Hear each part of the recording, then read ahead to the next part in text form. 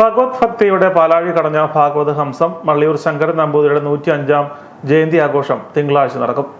ജയന്തി ആഘോഷങ്ങളോടനുബന്ധിച്ച് 12 ദിവസമായി നടന്നു വന്ന ഭാഗവതാമൃത സത്രത്തിന്റെയും സംഗീതോത്സവത്തിന്റെയും സമാപനവും നടക്കും. തിങ്കളാഴ്ച പുലർച്ചെ മുതൽ മള്ളിയൂർ മഹാഗണപതി ക്ഷേത്രത്തിൽ പ്രത്യേക പൂജകൾ ഉണ്ടായിരിക്കും. ആചാര്യന് സമർപ്പണമായി ഗുരുവായൂരപ്പന് പ്രത്യേക പൂജ കാലടി പടിഞ്ഞാറടത്ത് ശങ്കരനുണ്ണി നമ്പൂതിരിപ്പാടിന്റെ കാർമുഹൂർത്തത്തിൽ നടക്കും. രാവിലെ 8:30 പ്രശസ്ത കർണാടക സംഗീതജ്ഞർ പഞ്ചരത്ന കീർത്തനാലാപനം അവതരിപ്പിക്കും.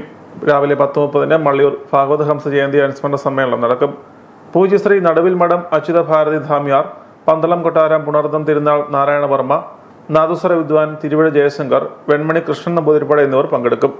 ഭാഗവതാമൃത സത്ര മുഖ്യ യജ്ഞാചാര്യൻ മള്ളിയൂർ പരമേശ്വരൻ നമ്പൂതിരി യോഗത്തിൽ അധ്യക്ഷത വഹിക്കും. മള്ളിയൂർ ദിവാകരൻ നമ്പൂതിരി സ്വാഗതം ആശംസിക്കും. മള്ളിയൂർ ഗണേശ പുരസ്കാരം പ്രശസ്ത നാഗസ്വര വിദ്വാൻ തിരുവഴ ജയശങ്കറിന് സമർപ്പിക്കും.